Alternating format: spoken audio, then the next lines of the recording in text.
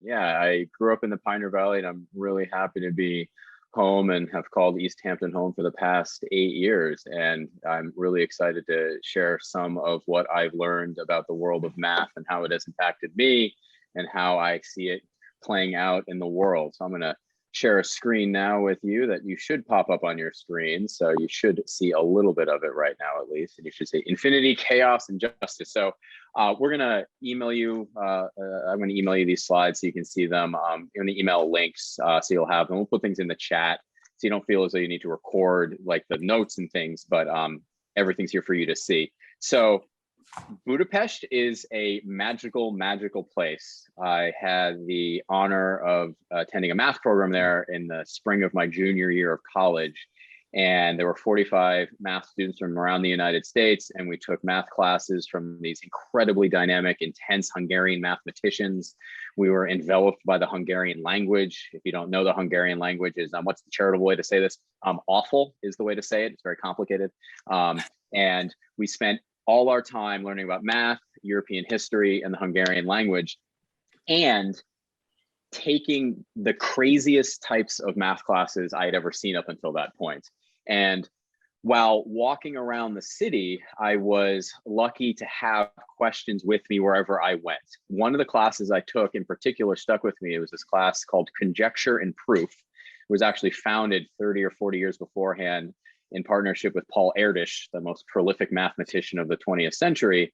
And he loved answering big questions about all sorts of fields of math. But the thing I really took away from that class was not just the math content and the tactics and the way of, disassembling and reassembling big ideas, but the idea that you could have a question with you that you continually looked at and that you kept on peeling away layers, and not only gained understanding of the question at hand, but it would take you to understanding things that were either directly related or you never thought were related to what you were looking at. So as we walked around these old cobblestone streets in Budapest, and as a side note here, it was a lot of rollerblading in the city. My roommate and I decided we wanted to be the only two rollerbladers in a city of 2 million on cobblestone. So it worked, but it gave us time to think about math problems. So for example, what I mean by a walking around problem, there's some key aspects to it. There's things where you don't need a complex construct. You don't need a whole bunch of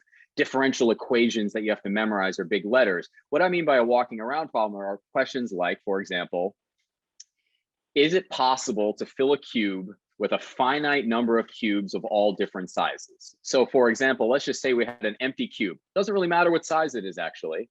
Is it possible to completely fill it up with a finite number of cubes of all different sizes? What that means is a non-infinite. So if there's a way to do it, how do you do it? What would the algorithm be? How would you pack it all in there? And if you can't do it, why not? So this is the kind of question that I carried around with me. It's from this class called Conjecture and Proof, where we got 4 hours every day. We met on Wednesdays, and then we'd spend a week thinking about these questions. And I clearly remember this question, walking around thinking I made like a little headway and a little headway and a little headway. And then I dip and dodge around a wall. And then I think I'd understand something about it. And then I'd come to class after a week and say like, I think I'm almost there.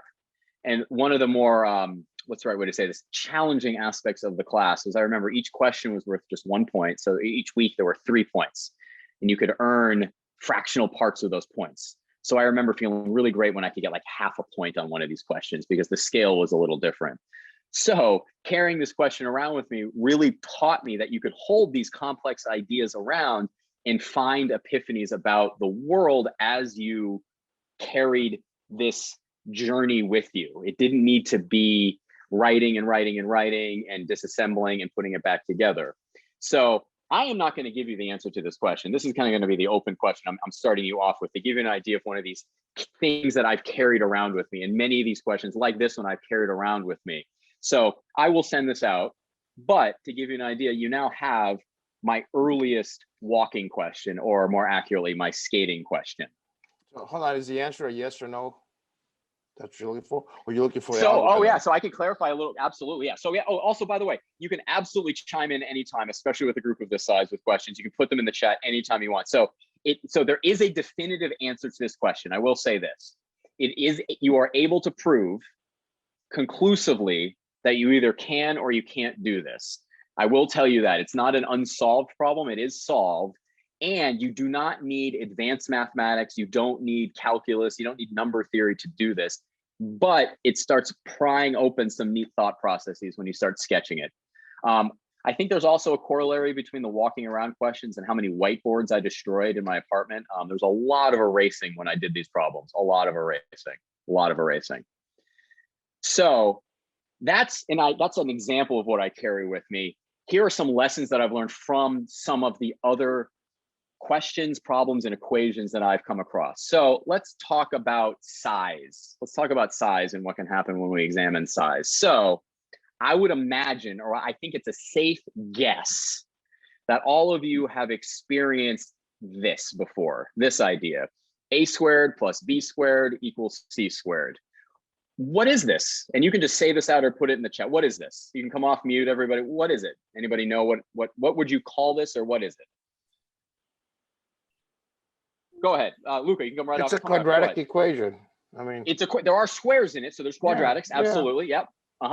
Pythagorean theorem. oh, Pythagorean theorem, right, there we go. There's only one answer to it if it's integers. Is that what you're asking? Well, okay, so Pythagorean theorem, and then, yeah, let's keep on going with this. So the name, one of the most common names is the Pythagorean theorem. How many possible solutions can you find using only positive whole numbers? So here's an example. 3 squared plus 4 squared is 5 squared. So 9 plus 16 is 25. That's one solution. Now, the question is, are there other triples? Are there other positive whole numbers that work for this? Now, this is something you might have seen in high school geometry, or you've thought about before. It has to do with triangles. Anybody want to venture a guess? Are there other solutions other than 3 squared plus 4 squared is 5 squared? Anybody want to just guess? What do you think? What do you feel? I love feelings in math, by the way. Feelings in math are the best. Well, isn't it just multiples of the 3, 4, 5 triangle? That is a really good answer, Debbie. So yes, you can make. I have an advantage. I'm a high school teacher, so. Oh no, this is good. Oh no, I love this. No, I can play this. This is good. Yes, so you can generate as many solutions as you want when you have a triple. So for example, 3, 4, 5, you can multiply those by the same number. So 3, 4, 5, you can multiply it by 2, you can turn it into 6, 8, 10, 36 plus 64 is 100. Absolutely. So that's one example of how you can make many of them. Now, you can go really deep into this, and I could change the question a little bit and say, how many different triples are there that are co-prime?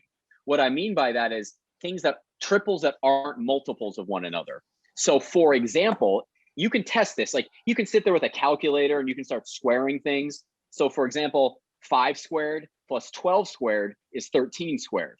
There's another example of a triple that is not 3, 4, 5. It's not a multiple of 3, 4, 5. So you start peeling things back here, and this type of thing, a squared plus b squared plus c squared, if you were to poll math, anybody who's looked at math in pretty much any level, at any level, I would say this might be the most common equation that people see, arguably. It's, you could do this and say, Pythagorean theorem, it's in the Wizard of Oz. You see it in The Curious Incident of the Dog in the Night. You see it all throughout, math. So, but let's just go like a little tiny bit deeper thinking about size here. Let's change it just a little bit. So there are an infinite number of solutions to this. You can find as many as you want. If you can Google these really cool visualizations that grow the number of solutions, you can see all the triangles grow, and it's really pretty. Math and art collide in really wonderful ways. Let's try making it just a little, let's make a small change. Here's a small change. Let's change it to a cubed plus b cubed equals c cubed for positive whole numbers, not fractions, and they're positive. It's like, we didn't change much, right? We just changed the power by 1. So it's a really easy thing to test. You can just start throwing triples out there, right? You can start saying, I want to plug in 1 and 2, a 1 cubed. Okay, that's not a cube. That doesn't work. That doesn't work. And people have been thinking of, what'd you say, Luca? There's no solutions to that. That's Fermat's theorem. Exactly. So you start looking at this. Looking at this, right, Luca? Absolutely. And you can keep looking, and you can keep looking, and you can keep looking. And seemingly for hundreds of years, people couldn't find any. So the idea was, as you generalize it to There this, it is. a to the n plus b to the n is c to the n, you can generalize it and say, are there any positive integer solutions for a to the n plus b to the n equals c to the n? And one way to prove that there is something is to find one. But the other part is much harder sometimes, because if you keep looking for something and you can't find it, it doesn't necessarily mean it's not out there. So this is one of the more famous phrases in all of math right here. Anybody speak Latin? Any Latin speakers there? You know, this is the callback to high school there. So this is a phrase that a famous mathematician in 1630 wrote in the margin of a book on Diophantine equations. I think it was Diophantus wrote it. It's called Arithmetica. I think it's what it's called. It's this ancient Greek text. And it was found after Pierre de Fermat passed away, actually. So it was found posthumously. And this is what it translates to. It is impossible for a cube to be the sum of two cubes, a fourth power to be the sum of two fourth powers, or in general, for any number that is a power greater than the second to be sum of two like powers. This is the bold phrase. It's one of the most famous phrases in all of math. I have discovered a truly marvelous demonstration of this proposition, that this margin is too narrow to contain. That phrase right there, that this margin is too narrow to contain. So this was found after he passed away, and people were like, oh my gosh, this is amazing. We've been looking for this. He found something, so we've got to look. This was 1630. I don't know. I think it was pretty soon after he passed away that they found it. But this is incredibly straightforward to think about. I mean, if you go back to this, you can just keep on testing things. Hey, is there anything here? Is there anything? Nope. Okay. Anything for the general? No. Okay. So he found a simple solution, but it's too small for the margin. It's too big for the margin. This has been proven, as in, and going back to that first question I asked, does something exist or does it not exist? There's some people that might know the answer to this. Do you know how long it was before someone had a provable answer to this? Anybody know? Anybody heard of this? Luca, yeah. 1992.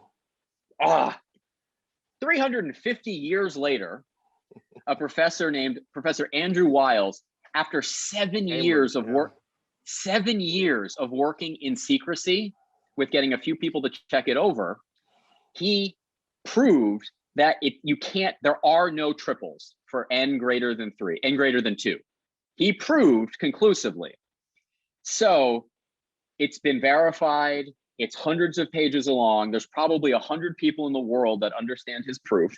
So there's a search for maybe a simpler one, but one of the values that came out of it, and this is not the subject of my presentation here, was Andrew Wiles was able to link together all these different fields of mathematics and come up with these new analyses that are very interesting. There's a documentary called The Proof, not movie The Proof, but there's a documentary called The Proof where he talks about it, and you can learn about what it's like to prove things in the math world. It's very interesting. But I just want to go back to something for a second. If we go back to the original thing we looked at, a squared plus b squared equals c squared, all we've functionally done is we've raised the power by 1, and then we said, well, what about any power greater than that? We've made a very, very small change. So what really struck me as I first understood Fermat's last theorem, and that's what it's called, that you can Google and learn lots about, the history is fascinating, is that small changes can be a big, big deal. You can make seemingly really small changes to equations or to formulas or to things in life, and it goes from I can find 3 squared plus 4 squared equals 5 squared, to something that's impossible to find, that takes 350 years to connect together.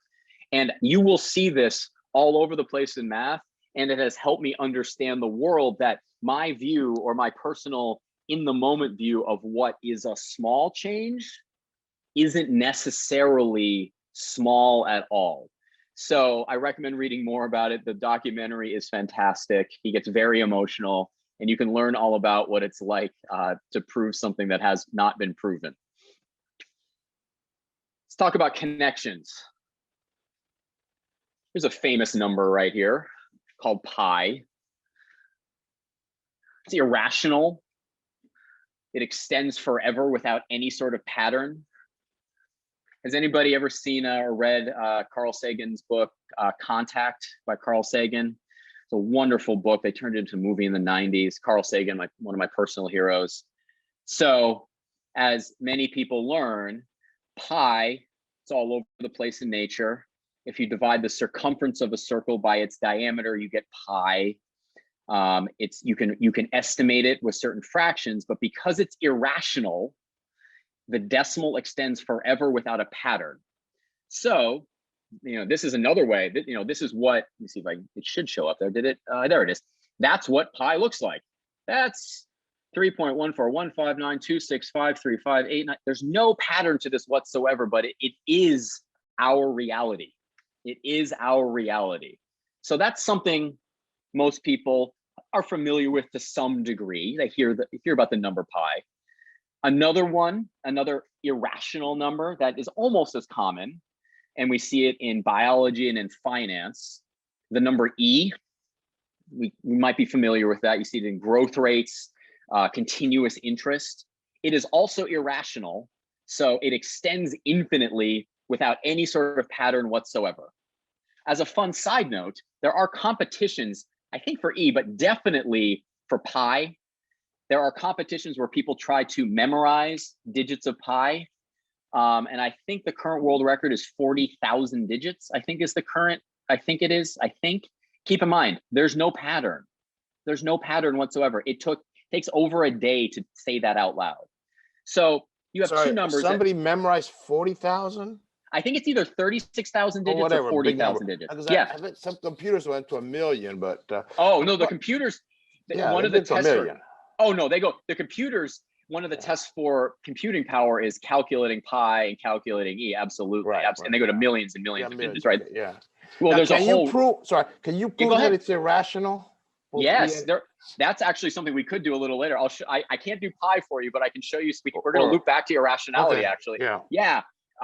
Please bring that up at the end, Luca, how you prove irrationality, and I'll show you something at the end. I'll show you something and then that'll help you with that. I'm gonna have to refer to my good friend Chip, though. So we have pi and we have E. Irrational numbers, very important to nature and existence. There's a number I that a few less people are familiar with, but it is a number. When you start square rooting negative numbers, you tend to break things, so you have to define something new. Mathematicians love to do that. We love to break things and then say, oh, we're just going to define something new. Okay, there we go. It's the square root of -1. It's the definition. It allows you to do wonderful graphing, Mandelbrot's, all these wonderful, beautiful things, work with complex numbers. It's really neat. So now you get to see the coolest thing in all of math. And if anybody you run into thinks they have something cooler, just tell them they're wrong, and you can send them to me, okay? Send them back to me. Here's the coolest thing in all of math. E to the pi I power +1 is 0. You have two irrational numbers, E and pi. You have I, an imaginary number. You're raising an irrational number to an imaginary irrational number. You're adding 1 to it, and you get 0. This is true. You need calculus to prove it, but it is true. I remember seeing this for the first time well before I saw calculus.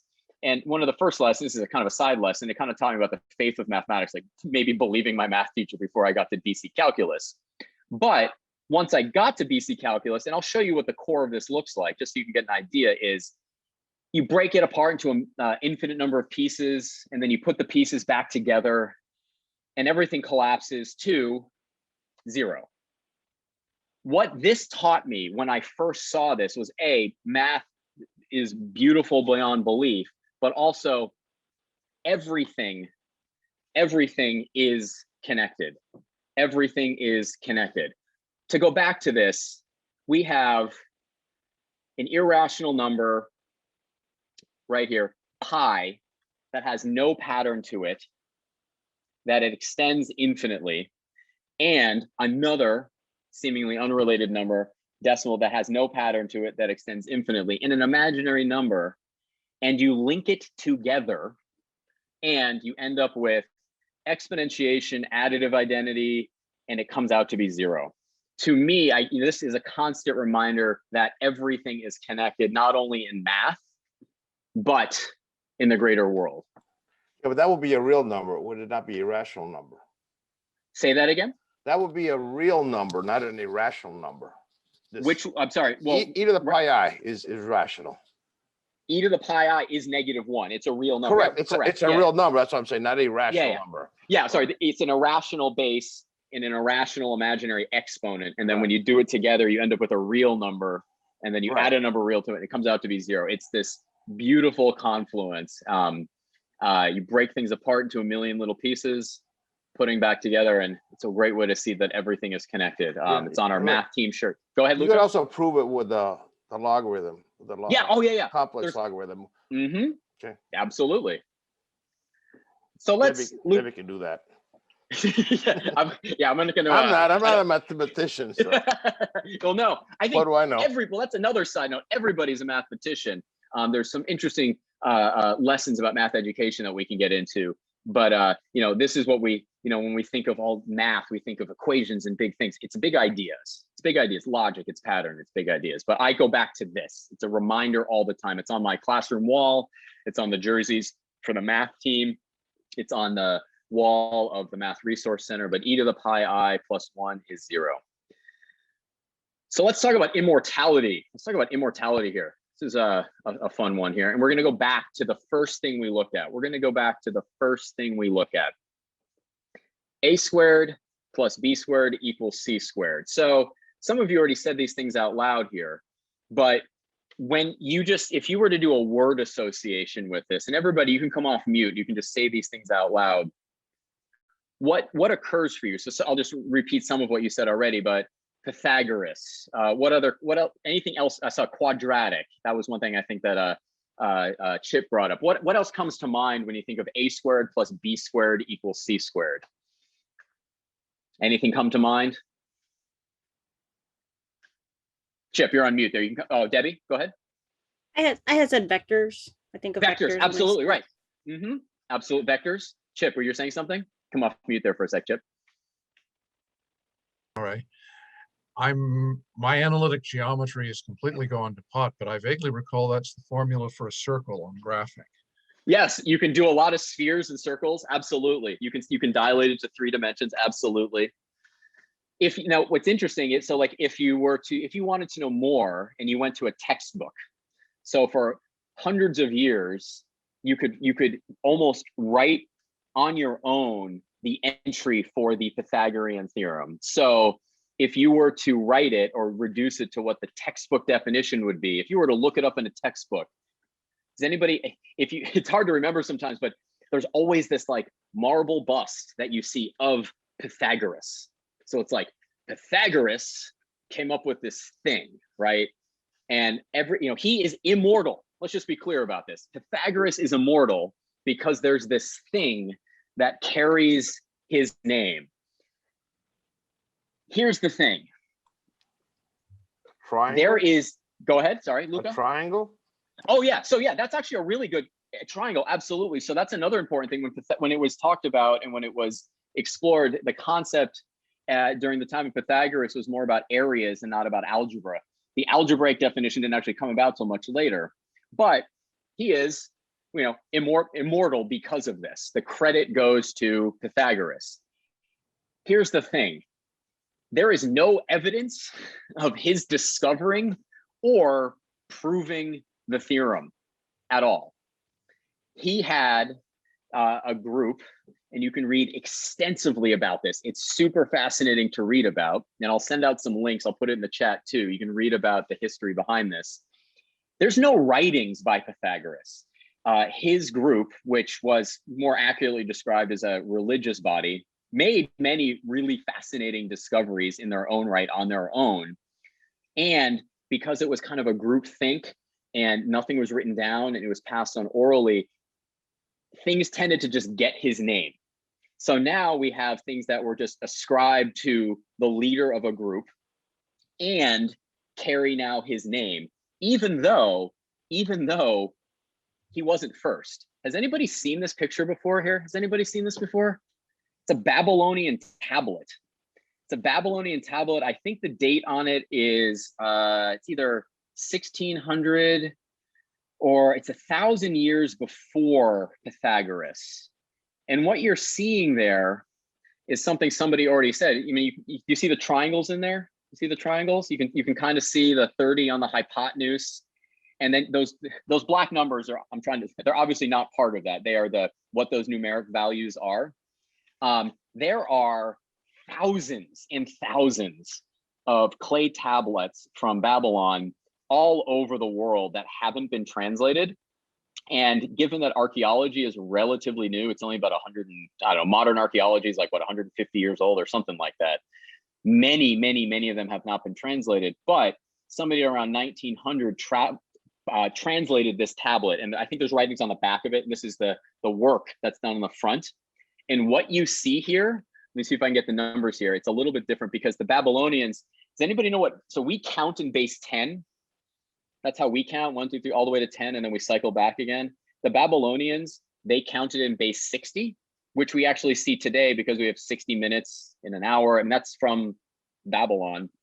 These numbers across the bottom here, you see the 1, the 24, the 51, and the 10. If you convert that 1 plus 24 in base 60, 51 in base 60, 10 in base 60, that line across the bottom there, 1, 24, 51, 10, is actually 1.414213, which is the decimal value of the square root of 2, accurate to the nearest 100,000th. On the other side of that tablet, it says 4 is the length and 5 is the diagonal. What is the breadth? Its size is not known. 4 times 4 is 16 and 5 times 5 is 25. You take 16 from 25 and there remains 9. What times that? What times what shall I take in order to get 9? 3 times 3. 3 is the breadth. So it's literally using a practical application of what we call the Pythagorean theorem 1,000 years before Pythagoras. And we have written proof. And what's really cool is that it also shows the calculations that they were doing were pretty hyper accurate. You have the square root of 2. Another side note about this, in this example problem that you're looking at, the answer is like, why were they using 30 as the hypotenuse? Well, it was it's kind of like using 5 in base 10. It was I think an easier number to work with sometimes. So what's fascinating about this is that on the surface, the most well-known math fact, a squared plus b squared plus c squared, carries a name that immortalizes the idea that Pythagoras, a Greek person, created this algebraic equation that is super important, that everybody knows, when the first, if we're going to give credit where credit is due, was 1,000 years beforehand in Babylon.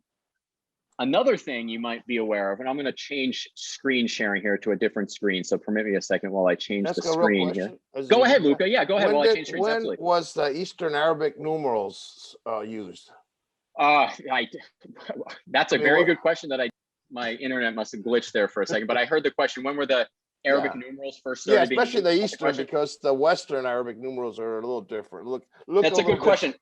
I don't know the answer to that. I'm not sure. In Korean, can you make me co-host again, just so I can share my screen again? I think Zoom just decided to have a little conniption on me, which is fine. It can have its moment. It's fine. There we go. Let me share the screen here. I'm not sure, but I'm going to share this screen with you and hopefully it won't quit. There we go. It doesn't quit.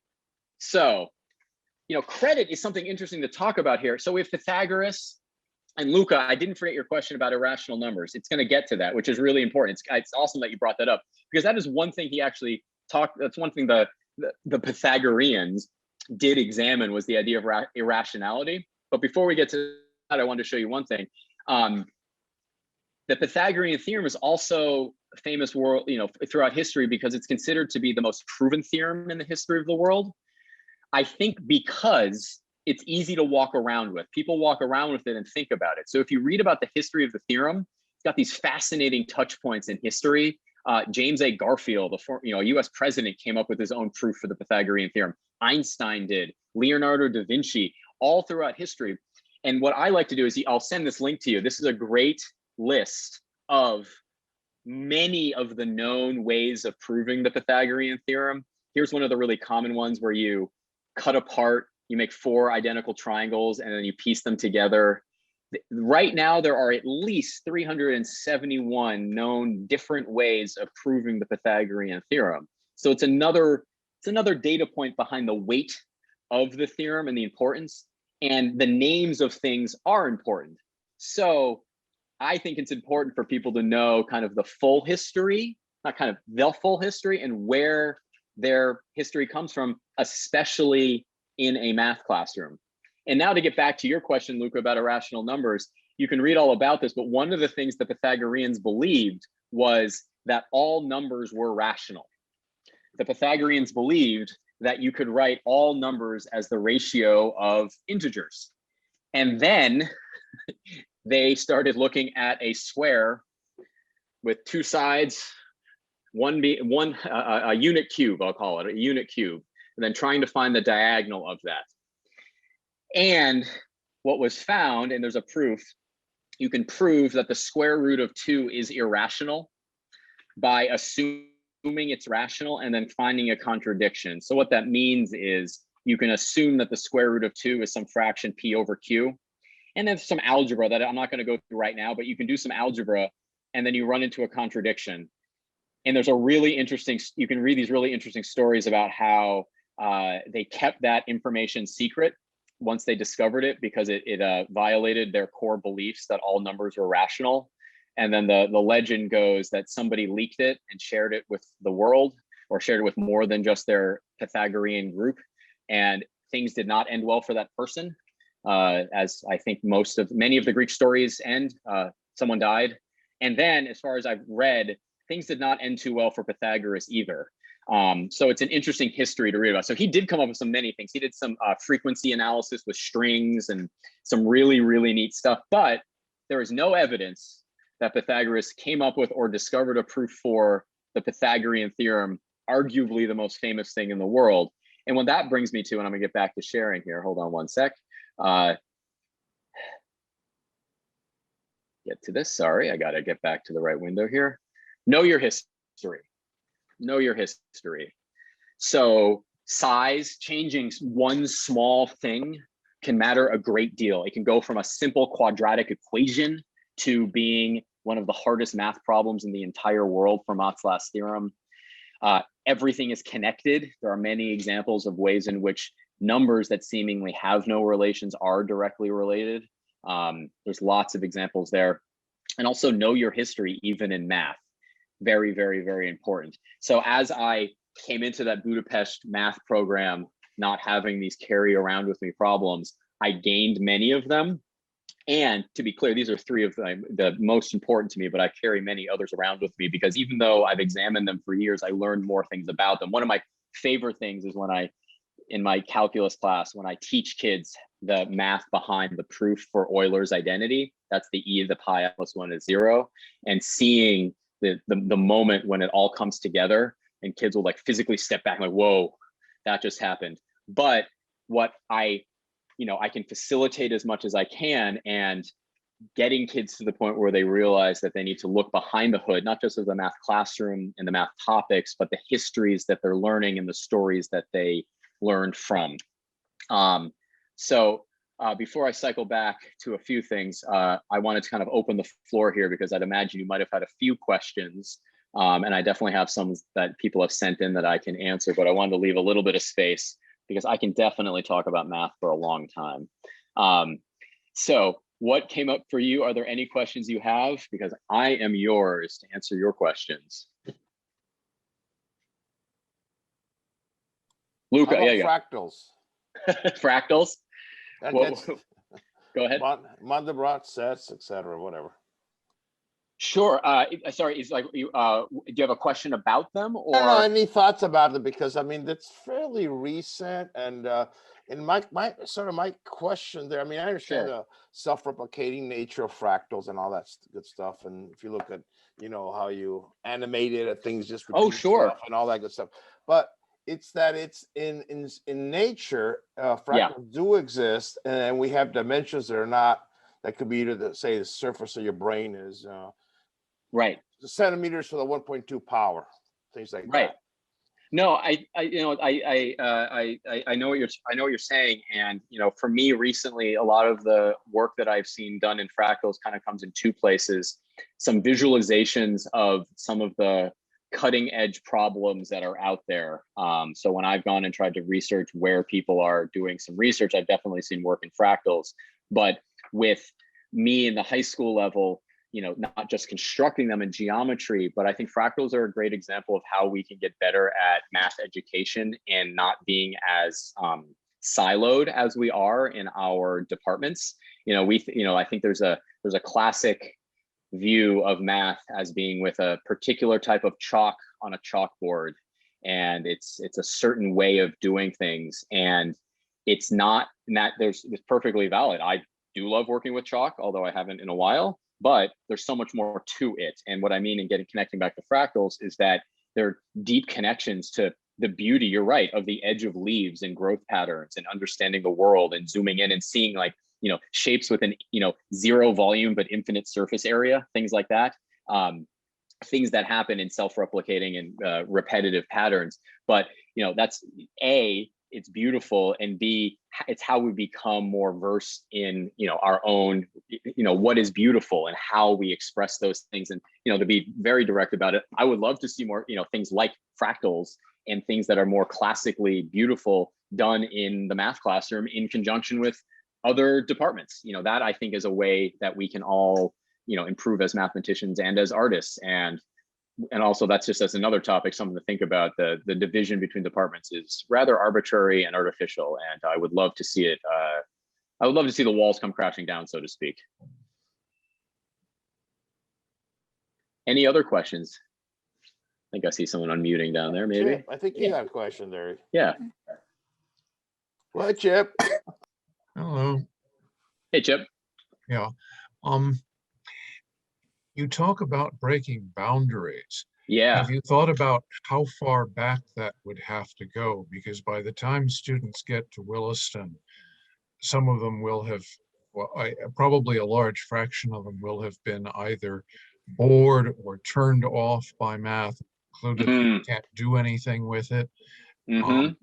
Where would you start with something like this? Do we need to toss education a lot further back? I know there's a passage in a very early Heinlein book about starting 3-year-olds on calculus and not boring them with arithmetic. Although I think he was an engineer who didn't have a lot of, who had no knowledge of children. I mean, you don't want to be bored with conic sections, is that what you're saying? Right. No, Chip, I mean, I think I grok you there. I think I grok you. The answer to that question is, I don't think there is, you know, I don't have a full answer other than to say I've never seen cross department or like cross curricular work start too early.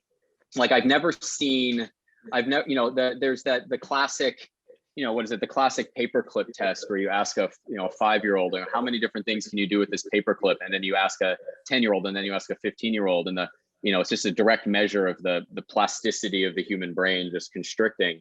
You know, I think what you're implying, and I agree with you, is that the earlier we start breaking down the boundaries, the better. And you're right, by the time kids get to me, and I teach, for example, I teach at Williston, I teach a lot of upper level calculus classes, there is a certain level of calcification when it comes to, this is how I learn math, this is what math is. And if I, the teacher, stray far from it, there's a push away from it. What I found is that it's incumbent and the responsibility of the educator to make their students feel uncomfortable for their overall, like the overall greater benefit of making them not just successful on the SATs or the AP tests, but how are they going to interface with, you know, a world where the job market and the demands on quote work or how they're going to be successful change all the time. I would love to see us take more risks earlier. And one of the challenges I face is that I see the intransigence and I say to myself, oh, it's too late. I'm not gonna do it. It's, you know, it's gonna be too hard. It's better to start. It's better to try something small. One of the things I've done with my classes in calculus is we do calculus outside with sidewalk chalk in the lead up to the AP test. And we have a wonderful time causing a little bit of mayhem doing calculus graffiti. And there's this beauty that is in the expressive nature that, literally breaking outside the classroom. So for example, being loud and proud about math, just not in the siloed room of my calculus classroom, comes into play. So there's different ways. And I think taking every advantage as often as possible for those connections. And it's not easy. It's not always easy because there's so many demands on our time. Yeah, let me just add this to Yeah. calculus. When I was at Williston, I had to take calculus because I was going to go to MIT. That's what I wanted to. Yeah, anyway. Sure. So anyway, so I skipped the year of math. I'm not sure if I missed anything, but but we have to understand that calculus. It's really a language of engineering and science. So it's just learning a language. So if you look at calculus as learning a language, it's a different perspective. Now that's hard to do when you're teaching, how to differentiate or something, right? So sure. No, I mean, what you're talking about is something I've run into for years, which is the classical expectations of calculus and the race to calculus kind of combined into this weird car wreck sometimes of kids racing to get there and having certain ways. I think that by showing them some of the ways in which calculus can be used in non-standard ways, some of the ways in which they use calculus to communicate the real world to people outside of calculus, can help kind of to break down some of those boundaries. But you're right, it's challenging too. And this is a whole nother topic when we have another 6 hours, and I'd love to steal you all to bounce some ideas off of you. But high school math, to be quite honest, the current structure of common high school math in the United States is not super indicative of what math becomes if you study math after high school. There's this ladder that you are on in high school where it goes, you go algebra 1, algebra 2, geometry, pre-calculus, trig, calculus.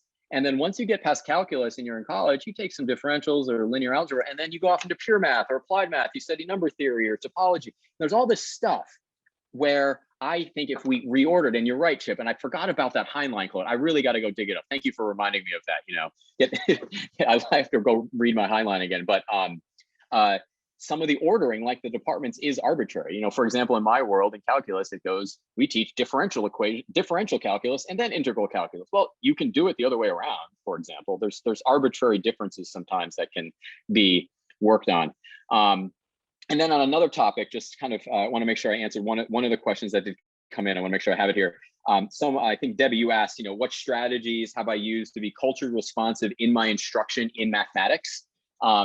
And to answer that question directly, I would say the biggest way is to examine deeply the data sets I work with, the examples that I use, and to not shy away from challenging, conversations and topics. What I mean by that is there's this interesting tendency that I have found inside math education, Debbie, where I've heard over the years, math educators, when we're talking about how to create a more just curriculum, like, well, math is math. It's a neutral thing. We're just gonna, this is a place where we're just not, it's not a space where we're talking about social justice or, inequity and it's, I have articulated it different ways in different groups, Debbie, but the simplest way is like, that's not true. It's just not that, it's not true. It's an artifact of clinging to being comfortable and shying away from these wonderful opportunities to make sure we emphasize to kids math. And one of the things I've explained to kids, like, math is the reason we do certain things. Math is the reason we justify certain things. Math is the reason we see certain truths. Math is the way we see, with metrics, inequality that grows over generations. So, it's one of the things I do with my teachers is I really press them to there are wonderful resources about modules. My AP statistics teachers are generating really awesome data sets, and there's really great social justice work that can be done inside statistics, which is fantastic. And then it's also simple things that make a great deal, like the examples that are peppered throughout all the tests and evaluations that kids take are historically really narrow in terms of their scope. So really examining like how we choose the questions that we work on, and really just keeping the conversation going. And then the other thing that occurred to me too, and it really struck me, was that I think it ties also back to the idea that math is its own like separate place. You're either a math person, I hate that phrase, but I hate that phrase, or an English person, or a art person. I hate all of this. Everybody's Renaissance, everybody's a little bit of everything. It's a spectrum. Is that I think it keeps people from seeing and experiencing the full breadth of the world, because they get stuck in their own, like, this is what I am, this is what I have to be. So for example, one of the benefits I had is that 15 years ago, I said to my head of school, like, hey, I studied abroad in Budapest. I loved it. I want to take some high schoolers to Eastern Europe and just show them culture and society in Eastern Europe. Let's go. We'll talk about stuff, but I just want to show them firsthand another space. And he goes, okay, go do it. And it wasn't based around just doing math. We did talk about it. I love talking about my time there. But I think that one of the ways math teachers in particular can be more culturally sensitive is by actually experiencing more culture, like get out of the classroom, connect. We have had, one of the things we struggle with at Williston is that it's really easy to get stuck in our Williston world, which is wonderful, but then we get stuck in the private school world. We get stuck in the world of East Hampton. I think so those active connections outside have been very helpful. So like when I personally visited all sorts and types of schools. The first grant I got years ago, as I visited 5 schools in the Middle East that taught math in very different ways, and how I can talk to you about using origami to teach geometry. But that's some of what came up for me, Debbie. Yeah, no, I just when I was reading the description for this session, it just kind of made me wonder that, what's Williston, what's been going on at Williston and everything. Sure. Oh yeah. But I mean, I think the biggest thing is that, as a physics teacher myself, like, there's a norm that's been established for many, many years. And a lot of parents think that, physics is what they took, or, or math is what they took. And it's not, and it can't remain that way. Exactly. And I know what you mean by, in terms of students developing their academic and identity so early. I teach 9th graders, so they're already like, I'm not a science person, so I'm this person or whatever. And usually science and math go hand in hand, and so you have already students that are like polarizing themselves and not taking those opportunities. And so I think that it's important for us to continue, us as educators and also as community members, to continue to educate our students and show them everything, and not limit them, because they're so quick to limit themselves. It's that phrase right there, the self-limitation is it's too easy for them to do sometimes. And just to to give you the kind of the current state of Williston and the ways in which we encourage kids to be free in themselves. We have, I think it's now 80 electives, and there's certain requirements, but there's no one schedule is the same. And I will say, just for it's anecdotal, because one of the things we are doing as part of our diversity, equity, inclusion, and belonging initiatives is doing self-study, doing some really great analyses, and the math department is coming up with some specific data. Is creating the ways in which kids can be celebrated for what it's not non-traditional, but like I was talking to a college counselor recently, and they were talking about how, like, if someone like just does math, there's a way to like write that story and to celebrate that person. Or if they just do science, there's a way to celebrate that. But we have kids that want to do a little bit of a bunch of things, and they want to explore something a little different. So we actively try to create those opportunities. Can we get better? Absolutely. But I think the key is, being self-aware enough to know we always need to be learning and always need to be getting better. And, I want to, this leads me, I want to do, going back to Budapest, like one of my dreams is I want to start a high school version of that. I want to take high school students and I want to take them to Hungary and learn some math from Eastern Europeans with kids from like all over the world. That's what I would love. I mean, the opportunity for connection with math being the universal language is staggering. And, I think we can learn not just a lot about the world, but ourselves through studying it. Any other questions? We only have a couple more minutes here. Yeah, go ahead. Yeah. In the same vein, since you mentioned 80 electives and you were talking about what is available, what's the sequence, or what's the math department classes these days? I mean, sure, algebra 1, algebra 2, what is it? Yeah, no, I can absolutely, I can send the link to the course listing, but that's fine, but I mean the kind of like the standard encapsulation would be there. I think right now there are 23 different math courses offered. We have everything from algebra 1 through honors discrete, which is beyond multivariable. We have kids that take one track would be algebra 1, geometry, algebra 2, pre-calculus, and then there's different levels of those courses. You know, in the evolution of the curriculum, and this is another big topic of discussion, you know, there are certain advantages to creating different levels of classes, and there are certain advantages to keeping things more homogeneous. So that's a big discussion about how that generates. We have classes that are PBL based, so a project-based learning in our geometry honors courses. We have a couple of teachers that generated their own workbooks. I flipped one of my calculus classes, so they watch my lecture videos and then we come in and we go straight into the homework problems and really get into it. So we grew computer science as part of the math department. So we have computer science principles now, which is a much more open access AP course. One of the, I've been the math department chair for the past 8 years, and one of the things that I've really worked towards is helping students be challenged appropriately, but giving them the opportunity to be challenged and not put up gates, because that's another challenge that we face in education, where we put up so many gates, and then you look at who gets through those gates to, like, for example, get to calculus, and what you end up with is kids with extra means getting to calculus, and it should be open to everybody. So it's being aware of the questions and then doing the big things to change. And I think the last thing I'll leave you with, and I'll also stick around to answer some questions, is it has been a very challenging year. I mean, I was teaching in a wonderful room you can see behind me in this virtual sense, because I wasn't in my building the entire year, and there were certain things that were very challenging, but at the same time it was freeing in a way, because the reality of what we had to teach and kind of gave us license to do what we needed to do. And teachers and educators can sometimes get a little set in our ways. So I loved that when our teachers were really trying new things that went really well. Not everything did, but I really hope we take a lot of the lessons we learned in the pandemic to say, like, students are what we're here for. What can we do to best serve them?